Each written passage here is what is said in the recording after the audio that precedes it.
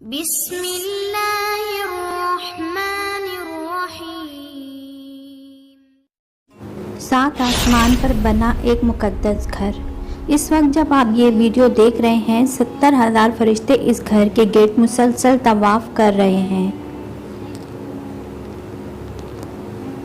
یہ گھر کس نے بنایا ہے اور معراج کی رات نبی صلی اللہ علیہ وسلم نے وہاں کیا دیکھا تھا، ہم اس ویڈیو میں بیت المعمور کے متعلق تمام حقائق کو جانیں گے۔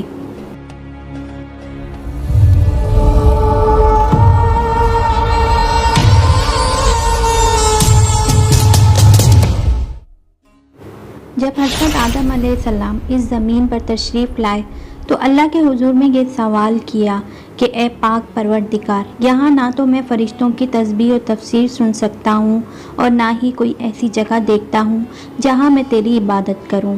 لہذا اللہ کی طرف سے یہ جواب آیا کہ جس طرح تم نے 7 آسمان پر بیت المعمور کو دیکھا ہے جس کے گرد فرشتے طواف کرتے ہیں، تو ہم تمہیں ایک جگہ بتاتے ہیں، وہاں تم بھی کعبے کی تعمیر کرو اور اس کے گرد طواف کرو اور وہاں نماز ادا کرو۔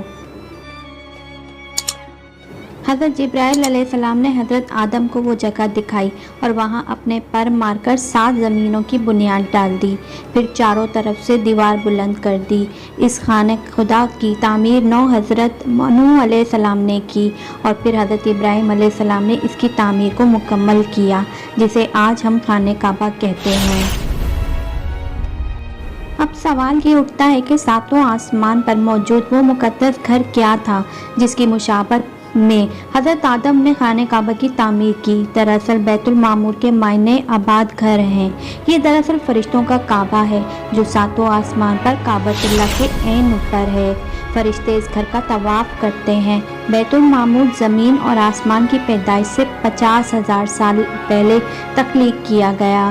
روایتوں کے مطابق ہر روز 70,000 فرشتے عبادت اور طواف کے لیے آتے ہیں اور ایک دفعہ طواف کے بعد ان کو قیامت تک دوبارہ موقع نہیں ملے گا، اور اس طرح ہر روز نئے 70,000 فرشتے آ جاتے ہیں۔ حدیث میں ہے جب نبی صلی اللہ علیہ وسلم معراج کی رات آسمانوں کے سفر پر گئے تو آپ کا گزر بیت المعمور کے پاس سے ہوا۔ آپ نے دیکھا کہ حضرت ابراہیم علیہ السلام بیت المعمور پر ٹیک لگائے بیٹھے ہیں۔ روایت یوں ہے کہ نبی صلی اللہ علیہ وسلم نے فرمایا، پھر مجھے 7ویں آسمان پر چڑھایا گیا۔ وہاں ایک ادھیڑ عمر کی بزرگ بیت المعمور کے دروازے کے قریب ہی ایک کرسی پر ٹیک لگائے تشریف فرما تھے۔ ان کی شکل نبی صلی اللہ علیہ وسلم کی مشابہ تھی۔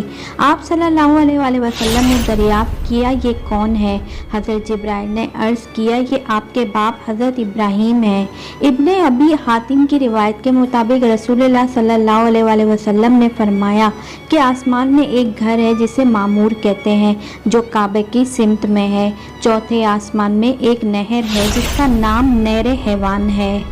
حضرت جبرائیل علیہ السلام ہر روز اس میں غوطہ لگاتے ہیں اور نکل کر بدن جھاڑتے ہیں جس سے 70,000 قطرے جھڑتے ہیں۔ ایک قطرے سے اللہ تبارک و تعالیٰ ایک فرشتہ پیدا کرتا ہے جنہیں حکم ہوتا ہے کہ وہ بیت المعمور میں جائیں اور نماز ادا کریں۔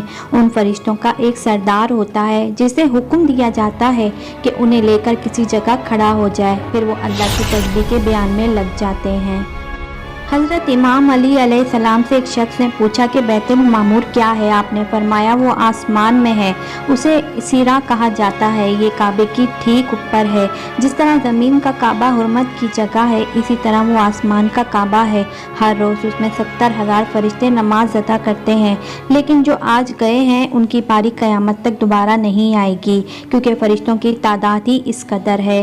روایتوں کے مطابق معراج کی رات بیت المقدس میں تمام انبیاء کرام اور مرسلین نے نماز پڑھی اور بیت المعمور میں تمام انبیاء اور پچھلی امتوں کے ایمان والوں نے نبی صلی اللہ علیہ وسلم کی امامت میں نماز ادا کی۔ جب نبی صلی اللہ علیہ وسلم بیت المعمور کے قریب گئے تو وہاں کچھ فرشتوں کو دیکھا، کچھ رکوع میں تھے، کچھ قیام میں تھے، کچھ سجدے میں گرے ہوئے تھے۔ آپ صلی اللہ علیہ وسلم نے حضرت جبرائیل سے دریافت کیا کہ یہ کیا کر رہے ہیں؟ حضرت جبرائیل نے بتایا کہ یہ نماز ادا کر رہے ہیں اور جو فرشتہ جس انداز میں ہے وہ قیامت تک ایسے ہی رہے گا۔ آپ صلی اللہ علیہ وسلم کو یہ عبادت اتنی زیادہ پسند آ گئی کہ آپ نے اللہ سے اپنی امت کے لیے نمازوں کا تحفہ مانگ لیا۔ لہٰذا اللہ نے اہل ایمان پر رحم کیا اور ایسی نماز عطا کی جس میں تمام عبادتوں کا مجموعہ تھا، یعنی ہم ایک ہی نماز میں رکوع، قیام اور سجدہ کرتے ہیں۔ سورہ طور میں اللہ تبارک و تعالیٰ نے اس مقدس گھر کا ذکر کچھ یوں کیا ہے: قسم ہے طور کی اور اس کتاب کی جو لکھی گئی ہے کشادہ ورقوں میں، اور بیت المعمور یعنی اس آباد گھر کی قسم ہے، اور اونچی چھت کی اور جوش مارتے ہوئے سمندر کی، بے شک آپ کے رب کا عذاب واقعہ ہو کر رہے گا۔ محققین نے بیت المعمور کو ہماری اس کائنات کا مرکز قرار دیا ہے، جیسے کہ کعبہ شریف ہماری اس دنیا کا مرکز ہے جس کے گرد تمام بندے طواف کرتے ہیں۔